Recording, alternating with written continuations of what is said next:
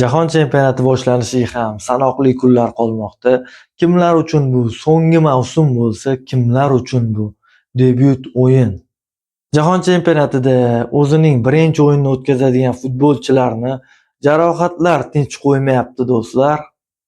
Jahon chempionatida o'zining birinchi o'yinini o'tkazadigan o'yinchilarni birin-ketin jarohatlar girdobi qurshab olmoqda. Rodrigo Real Madrid safida jarohat olib 9 oyga safdan chiqdi va rasman Jahon chempionatini o'tkazib yuborishi tasdiqlandi. Hugo Ekitike ham Liverpool safida jarohat olib safdan chiqdi. Bu ham xuddi Rodrigoga o'xshab qochsimon paylarini uzib oldi va bu ham 9 oyga safdan chiqdi do'stlar. Barselonadan Girona safiga ko'chib o'tgan Marc-Andre ter Shtegen, omadsiz ter Shtegen, jahon chempionatlarida 0 daqiqa o'ynagan ter Shtegen bu omadsizligi yana uzoqqa cho'ziladigan bo'ldi. Ter Shtegen ham noma'lum muddatga jarohat olib safdan chiqdi. Og'ir jarohat bilan ketdi ter Shtegen va katta ehtimol bilan ter Shtegen jahon chempionatini o'tkazib yuboradi.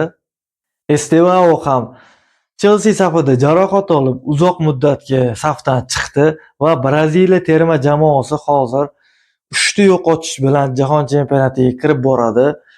Eder Militao, Rodrigo hamda Estevaolar jahon chempionatida qatnashmaydi bu 3 futbolchilar. Va so'nggisi Lamine Yamal Barselona safida jarohat olib safdan chiqdi. La Liganing qolgan 5 turida Barselona safida maydonga tushmasligi aniq bo'lib ulgurdi.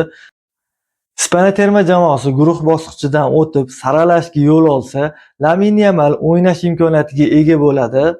Yurgen Klopp 3 yil oldin aytib o'tgan gaplari rostga aylanib chiqmoqda hozir.